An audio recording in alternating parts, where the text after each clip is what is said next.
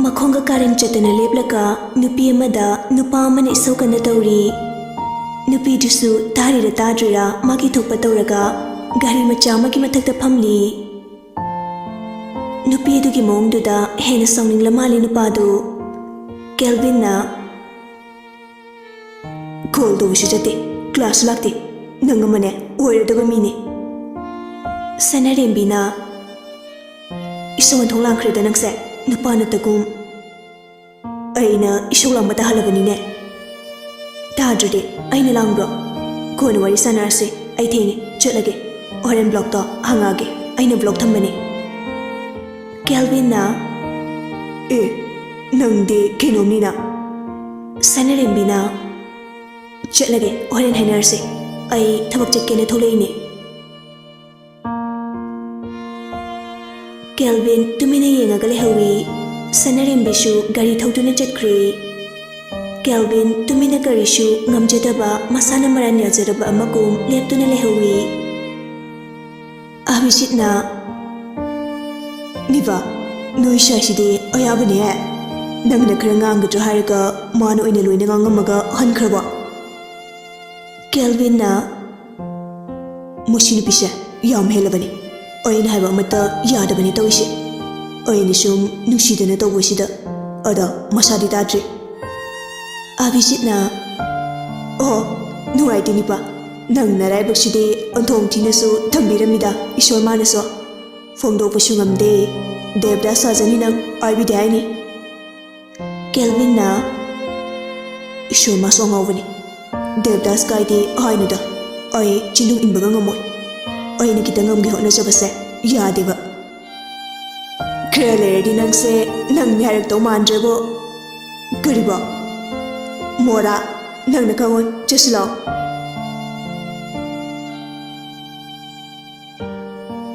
Sanarembi mangolgi churi tafamda phamduna phone metuna leiri.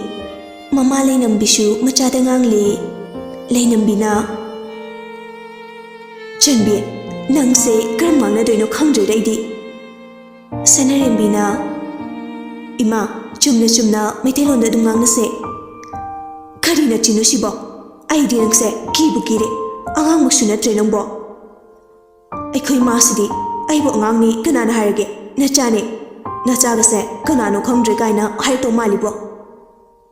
Leinambina nangse kadum thokdoino khangdre. Sanarembina Ima aidine mamangda dum thoksage. Asumna mama macha chinda pawdanari ngeida kuilaga macha tombi mirandaga su changlei. Leinambina labo moi baba icha tombi sidi yamle chawamedana. Mirandana mama ga chichega de nomada lakpide ainakta no yam phatte. Sanarembina hojikti sida amuk lerani adugana chichega koiba chatladabane. Mirandana asengbeiro che hoi hoi. Leinambina lau changase mungda. College tani Jessica na sanadubu lawi tujalo. Mayana khangdida karina madu nupidubo. Abhijitna noina na tholaide kai sanariba waridubu kaino. Abhijitga Kelvinga maningdagi khangai harapani. Mayana Ima khangine sanuranba. Abhijitna khangi yar nangama. Kelvin marak thatuna nupidubu lawi tujalo ngorang sulakte aina lan tawgi chatlaga mana ingono nasilami aduga chatki. Ngasarigi tumina taramba Jessica ga mayagadi nokninglabani. Matang jadri khanduna nokpadi nolaktre. Mayana laktene kidokrabano call tawusu chatte. Jessica na ngawrba khangdeda. Hainaringaida Sanarembisu changsilei. Sanarembina ke warino mayamdu tumina lei wa amata ngangnade. Sanarembina kidorge habane tumin lei se Noibu lempuloina chargalaba name the gate. Kelvinna Nashato, Nushidaba, Kangaba. I coin out the Sanction Shibu, Kaigino, Nanga Ikuga, Kamilinage. Sanarimbina Karina Toisa, Nangna Kijinello. Tawai Joe have a mixima oide, Kelvin is songing bar, Kelvinna Kuri Sanarimbina. Oh, sorry. I subako, Mina Saudobasi, Hekaikiba. Ataydi anituki mataudu yengduna lerambani abhijitna yarada shwaidu inarakano aibudi kaishu kaide amase sorkani Jessica na hey Abhijit mi mandaba nang haidu kaino Abhijit chuande adama kumla e panbrana asumna khana class yaure Namitu mahukre Sanahal Manipur ki afauba special contactor mani Magi nupi kaintri MU ki lecture ma oina thabak puri Makhoi ani ki macha Kelvin amadi macha nupi Tampha makhoi ani khaktani Tampha di mayum pankre awat palaite makhoi ki imung ingna chikna lei adubu icham chamba imung amadi natre Gaintri na Bungo, Jackse, Janaba Dorsi Kelvin na Oima, Buba Korage Asi Haiduna, Mapabu Korduna, Makoi Hum Chak to Seminary Gaintri na Baba say, Handaki Tabakrichi Mamali, Kamai Dorike, Marangaki, Orisana Baga Pangdre Sanahal na Odum Chili Haiduni Machada Mo on Sinduna Nangna college to na commentary Oina kaya yang simbasungam dre Kelvin na Baba, Aishu Larika Dumpari Lakador exam sida Aikoi competition dong na duna Mai pak na buhanari Sanahal na Fare Adubu bungo Matang sifate Jakshilu Ahujikti Jakshim Bhai Basidaki Ohen Balita Baniko Oi Baba Ai Hogalagi Baba Hoi, hogalo. Kelvin, beshin the makul hamna duna, magi kata kakalak duna, phone putok duna, sanarim bida call tawi. Atumu pairakte, anira ahum laktorabashu pairaktre. Kelvin, machina murum soli. Machine pisha, Kyoshitunova. Bamonupi, Sherry Chapi Haishini. Paira agana, mana chumba musartuni. Ahidi, Pilavani. Hainaringida call amalai Bamonu Pishere calling Kelvin nang horror matagum Shere Queen lang nang sakay phone by Drisha Kaino Toisa Loy the Lolcano I will nang call Torkani Haidana Nangi Kolapa Margalayo Hira Kelvin Kretap Teraga I never did Adulati Nangi Sembrandona Chesa Sesa Pumada Tanning Domini Adugi already Tamage, I tabak lay. Nungdang shida Gaitaba, film gitata, Nungdang the rickshaw to Edura. Adusunang de Nupana Tavanina, Yaroi. Sanarimbi, Makon Kitang Hona Noklaga. Oine, I get only. I didn't be na. Mashide came a telokalaba. I couldn't bugaino, Marika Halaga, how I shook over. Outrunner. Protein ni wang bakra henaba Sanariam bishu Kelvin dingam halari matagum khummi aina balai chahi lenga already amana su hende amana su tade chap chana na hekta khatnei adusu kaishuna tabawa amada ai wi am big bro nang nai se nang na kyam hendana ai ni nupi nang na nupa ai gi se chap charabani khangi ko Kelvin su karim na duna Victida, can I know? Crewang the Bigiwani, I gain Nabada. Farse, Tammo, Nanam Jero. I hang this Sandini, Tabakshumamne, Laige, Chaklon Kapusu, Lakani Hai. I did a mobile set, Pyroico. Nangiamu, Natole Juni Sadana, Toraga. I bong over the Hambada, Toraganina, Haramini. Oine, ꯑꯗꯨꯃꯥꯏꯅ ꯈꯔ ꯍꯥꯏꯔꯝꯃꯣ ꯅꯠꯇ꯭ꯔꯗꯤ heart attack ꯇꯧꯒꯦ ꯇꯧꯋꯦ ꯐꯔꯦ ꯇꯨꯝꯃꯣꯀꯣ good night help ꯑꯦ nice dream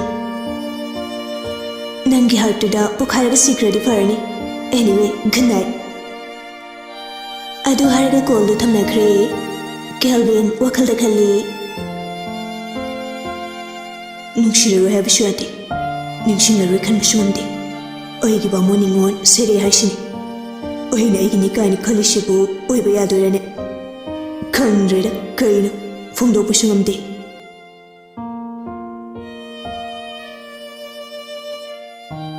ꯅꯣꯡꯃ ꯑꯍꯤꯡ ꯑꯃ ꯃꯤꯆꯤꯛ ꯃꯤꯔꯥꯎꯈꯣꯜ ꯇꯥꯗ꯭ꯔꯕ ꯃꯝꯂꯕ ꯑꯍꯤꯡꯗ ꯀꯥꯎꯖꯦꯡ ꯍꯔꯧ ꯑꯃꯗꯤ ꯑꯍꯤꯡꯒꯤ ꯇꯟꯗꯟꯅ ꯑꯀꯤ ꯑꯈꯪ ꯂꯩꯇꯅ ꯍꯔꯥꯎꯅ ꯅꯨꯡꯉꯥꯏꯅ ꯁꯥꯟꯅꯖꯕꯗꯨ ꯃꯥꯡꯍꯜꯂꯒꯦ ꯃꯇꯥꯒꯨꯝ ꯅꯨꯄꯤ ꯑꯃ ꯀꯟꯅ ꯀꯟꯅ ꯂꯥꯎꯗꯨꯅ ꯀꯅꯥꯁꯨ ꯆꯠꯇ꯭ꯔꯕ ꯂꯝꯕꯤꯗ ꯃꯥꯒꯤ ꯊꯋꯥꯏ ꯀꯟꯕꯤꯅꯕ ꯍꯥꯏꯗꯨꯅ ꯀꯟꯅ ꯆꯦꯜꯂꯛꯏ ꯑꯩꯕꯨ ꯑꯝꯇ ꯀꯟꯕꯤꯌꯣ ꯑꯩꯕꯨ ꯑꯝꯇ ꯀꯟꯕꯤꯌꯣ ꯅꯨꯄꯥ ꯑꯃꯁꯨ ꯃꯍꯥꯛꯀꯤꯅꯤ ꯍꯥꯏꯕꯗ ꯊꯋꯥꯏ ꯐꯥꯎꯕ ꯃꯥꯒꯤꯅꯤ ꯍꯥꯏꯅ ꯍꯥꯏꯕ ꯉꯝꯗ꯭ꯔꯕ ꯃꯈꯧ ꯄꯣꯡꯅ ꯂꯥꯎꯖꯕꯁꯨ ꯉꯝꯗ꯭ꯔꯕ ꯂꯝꯕꯤꯒꯤ ꯆꯤꯇꯥꯏꯗ ꯐꯝꯗꯨꯅ ꯑꯋꯥꯕ ꯄꯣꯊꯥꯔꯝꯕ ꯀꯅꯥꯁꯨ ꯂꯩꯇ꯭ꯔꯕ ꯃꯒꯨꯝ ꯐꯝꯂꯤꯕ ꯃꯥꯒꯤ ꯅꯥꯞꯄꯗ ꯇꯥꯅꯕ ꯂꯥꯎꯔꯛꯈꯤꯕ꯭ꯔꯥ ꯅꯨꯄꯥ ꯑꯗꯨ ꯀꯣꯏꯂꯩ ꯂꯩꯗꯨꯅ ꯌꯦꯡꯉꯤ ꯃꯆꯤꯟꯗꯁꯨ ꯍꯥꯏꯔꯛꯏ ꯀꯅꯥꯅꯣ ꯃꯝꯂꯕ ꯑꯍꯤꯡꯁꯤꯗ ꯀꯔꯤꯒꯤ ꯑꯗꯨ ꯀꯟꯅ ꯂꯥꯎꯔꯤꯅꯣ ꯀꯅꯥꯅꯣ ꯀꯅꯥꯅꯣ ꯍꯥ ꯀꯅꯥꯅꯣ ꯊꯣꯛꯂꯛꯑꯣ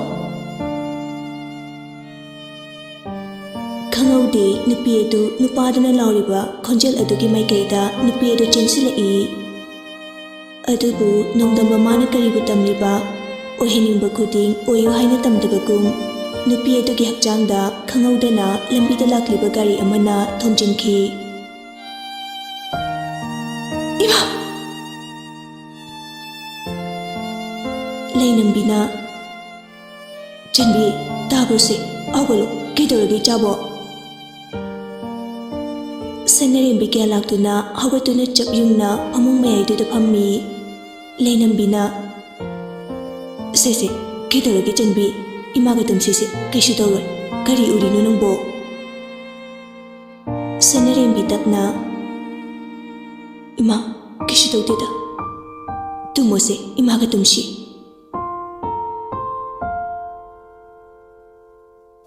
ꯃꯊꯪꯒꯤ ꯑꯌꯨꯛꯅꯤ ꯀꯨꯜꯂ ꯂꯩꯅꯝꯕꯤ ꯑꯃꯗꯤ ꯃꯤꯔꯟꯗꯥ ꯄꯨꯟꯅ ꯂꯥꯏꯒꯤ ꯆꯥꯛꯂꯣꯡꯒꯠꯄ ꯂꯥꯛꯂꯤꯕ ꯃꯤꯁꯤꯡꯗꯨꯒꯤ ꯄꯥꯅꯅꯕ ꯍꯥꯏꯗꯨꯅ ꯍꯣꯠꯅꯔꯤ ꯁꯅꯔꯦꯝꯕꯤꯅ ꯏꯃꯨꯡꯒꯤ ꯊꯕꯛ ꯏꯪꯈꯥꯡ ꯍꯣꯠꯅꯔꯤ ꯃꯥꯒꯤ ꯇꯧꯒꯗꯕ ꯊꯕꯛ ꯇꯧꯗꯨꯅ ꯂꯩꯔꯤꯉꯩꯗ ꯁꯅꯔꯦꯝꯕꯤꯒꯤ ꯇꯨꯡꯗꯒꯤ ꯃꯤ ꯑꯃꯅ ꯈꯪꯀꯣꯟ ꯀꯣꯜꯂꯛꯏ ꯁꯅꯔꯦꯝꯕꯤꯅ ꯀꯅꯥꯅꯣ ꯅꯨꯄꯤ ꯑꯗꯨꯅ ꯅꯪꯁꯤꯡꯕ꯭ꯔꯥ ꯁꯅꯔꯦꯝꯕꯤꯗꯤ ꯉꯔꯥꯡꯒꯤ ꯃꯪꯗꯨꯒ ꯃꯁꯥꯗꯨ ꯆꯦꯟꯈꯩꯕꯒꯨꯝ ꯅꯤꯛꯂꯦ ꯇꯨꯡꯗꯒꯤ ꯅꯨꯄꯤꯗꯨꯗꯤ ꯁꯅꯔꯦꯝꯕꯤꯅ ꯑꯗꯨꯝꯅ ꯇꯧꯅꯤ ꯈꯪꯗꯕꯅ ꯈꯪꯍꯜꯂꯨꯔꯕꯅꯤ ꯁꯅꯔꯦꯝꯕꯤꯅ ꯀꯅꯥꯅꯣ ꯁꯦ ꯊꯥꯗꯣꯛ ꯅꯨꯄꯤ ꯑꯗꯨꯅ ꯌꯥ ꯑꯩꯅꯦ ꯀꯩꯅꯣ ꯑꯗꯨꯛ ꯊꯤꯅ ꯈꯪꯉꯤꯗꯨꯕꯣ ꯑꯩꯅꯦ ꯁꯅꯔꯦꯝꯕꯤꯅ ꯃꯁꯤꯒꯤ ꯅꯨꯄꯤ ꯃꯥꯟꯗꯕ ꯅꯨꯄꯤꯁꯤ ꯑꯣꯏꯔꯝꯃꯦ ꯑꯃꯨꯛ ꯖꯦꯁꯤꯀꯥꯅ ꯆꯠꯂꯣ ꯌꯥꯗ ꯑꯩꯕꯨ ꯅꯨꯄꯤ ꯃꯥꯟꯗꯕ ꯀꯥꯏꯅ ꯄꯥꯎ ꯑꯃ ꯍꯥꯏꯒꯦꯅ ꯂꯥꯛꯄ ꯅꯪꯅ ꯃꯪꯂꯒ ꯂꯩꯕꯗꯨꯗ ꯁꯥꯟꯅꯒꯦ ꯇꯧꯕꯅꯦ ꯅꯇꯣꯟꯇꯔꯣ ꯀꯅꯥꯒ ꯂꯥꯛꯏꯅꯣ ꯏꯊꯟꯇꯅꯦ ꯃꯌꯥꯁꯨ ꯊꯕꯛ ꯑꯃ ꯆꯠꯅꯤ ꯍꯥꯏꯕꯅꯦ ꯑꯩꯒ ꯄꯥꯎ ꯐꯥꯎꯅꯩꯌꯦ ꯉꯔꯥꯡ ꯑꯣꯍꯣ ꯑꯩꯗꯤ ꯈꯪꯉꯨꯔꯦ ꯍꯤꯡꯆꯥꯕꯤ ꯍꯧꯖꯤꯛꯐꯥꯎ ꯁꯣꯔꯁꯦ ꯈꯨꯝꯃꯨ ꯌꯥꯗ꯭ꯔꯦ ꯂꯋꯥꯏ ꯂꯨꯇꯣꯟꯗ ꯂꯩꯈ꯭ꯔꯦ ꯐꯔꯛꯏꯅꯤ ꯖꯦꯁꯤꯀꯥꯅ ꯅꯣꯛꯐꯦꯠꯀ ꯇꯛꯁꯤꯜꯂꯒ ꯍꯥꯏꯔꯛꯏ ꯑꯩꯁꯦ ꯅꯋꯥꯅꯤ ꯈꯟꯒꯅꯣ ꯌꯥꯝ ꯑꯣꯏꯅꯔꯛꯀꯅꯣ ꯌꯦꯡꯅꯤꯡꯗꯦ ꯁꯅꯔꯦꯝꯕꯤꯅ ꯑꯩꯒꯤꯁꯦ ꯅꯉꯣꯟꯗ ꯑꯣꯏꯅꯔꯤ ꯑꯣꯏꯔꯦ ꯅꯠꯇ꯭ꯔꯒꯅ ꯅꯪꯒꯤꯁꯤ ꯀꯩꯅꯣ ꯁꯅꯔꯦꯝꯕꯤꯅ ꯑꯣꯟꯊꯣꯛꯄ ꯌꯥꯝ ꯍꯩꯅꯗꯦ ꯀꯔꯤꯅꯣꯅꯦ ꯆꯟꯕꯤ ꯅꯪ ꯏꯆꯥ ꯖꯦꯁꯤꯀꯥꯗ ꯑꯗꯨ ꯀꯟꯅ ꯂꯥꯎꯔꯤꯗꯨꯅ ꯂꯩꯅꯝꯕꯤꯅ ꯍꯥꯏꯔꯛꯄꯅꯤ ꯁꯅꯔꯦꯝꯕꯤꯅ ꯀꯩꯅꯣ ꯑꯩꯅ ꯂꯥꯟꯗꯣꯏꯔꯣ ꯑꯩꯉꯣꯟꯗ ꯇꯥꯏꯅꯩꯁꯦ ꯖꯦꯁꯤꯀꯥꯅ ꯍꯧꯖꯤꯛꯀꯤꯗꯨ ꯑꯩꯅ ꯂꯥꯟꯕ꯭ꯔꯥ ꯍꯥ ꯀꯩꯅꯣꯕ ꯅꯪꯅ ꯈꯜꯂꯤꯗꯨꯅ ꯍꯥ ꯀꯩꯅꯣꯕ ꯁꯅꯔꯦꯝꯕꯤꯅ ꯀꯩꯅꯣꯍꯦ ꯇꯥꯅꯤꯡꯗꯦ ꯍꯥꯅ ꯉꯥꯅꯨ ꯌꯥꯝ ꯃꯥꯜꯂꯦ ꯀꯔꯤ ꯑꯩꯕꯨ ꯉꯥꯅꯨ ꯃꯥꯜꯂꯤ ꯀꯥꯏꯅ Lainambina Yarisito Lagi Kangsise Kananom to Purulo look at Naba Jessica Sanarimbi Chapmanana Ahoy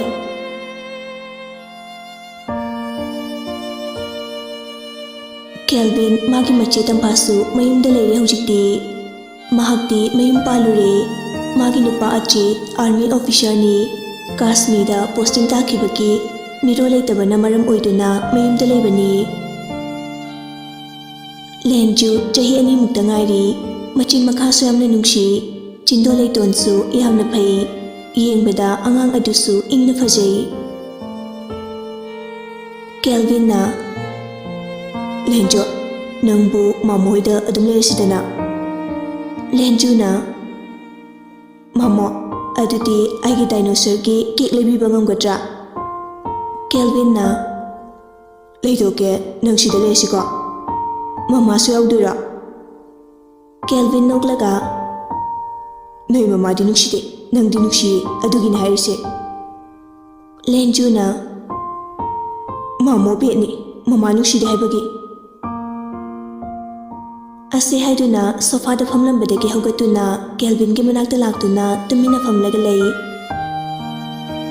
Kidore nasaktusu yamna thire adumaina saurdi mamona phagi tawbani ichasu nungshi mamasu nungshi Lenjuna asengbairo mamo ada chaksu loidri mamoga ketleushira Oi ai mamo aigi ate chapusu lebiu ko leidoni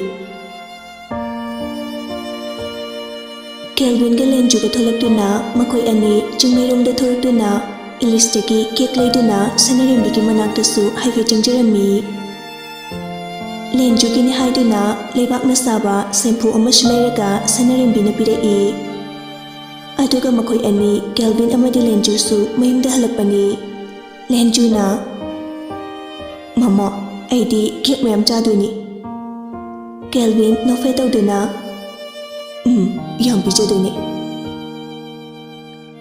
Lenju angang ama oibaki wangang de ahansu amuk sharibani Mama aikoida nini ama thamsiba Kelvin ngakna Kaya na siya Aduburo aikoi adati netondo mana lakpadati ichan macha puraga lai aduga aina lakpadati itomta dumlai Mamaga sutumi adu tale Kelvin na Mushingang se yamway ko yamway hai sinina Lenju na Lenju su angang nina mana haibata yade haibaki matagum sauduna leibani Asum tawduna mayum shirakle Kelvin gari do garage ta thamlamduna Lenju bu pamduna imungda changlai Gaintrina Ibungo ngasai na chini thiribani angang su leite haiduna kaidi chatluge haibanida Kelvin na Ima gauri haramge tawraga machana ningai tawbada phone su tawani aduga nangi kadagi oina ring lai Ibungo nangse poche kya thawai sasadeko Lenju na Bubo tu ngasai leriba nupi amana piraiba phajadra Kelvin mama ding lai mama na kai harakadage sukhalli Gaintrina Ibungo chango chaksana batawro Lenju na khangai harai aidi chaksaroi ke chani Gaintrina hoi chaduni ado chakitang sasi aduga chasi ko hoi bubo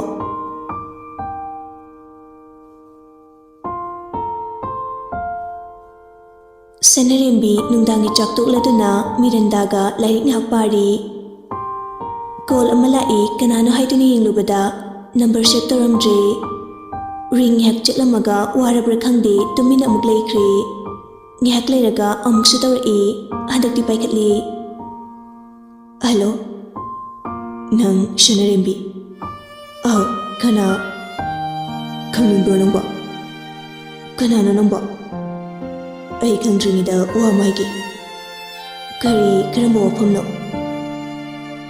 Nang boina thamoising nuksijabagi ayabada ꯑꯗꯣꯝꯅ ꯄꯤꯕꯤꯌꯨ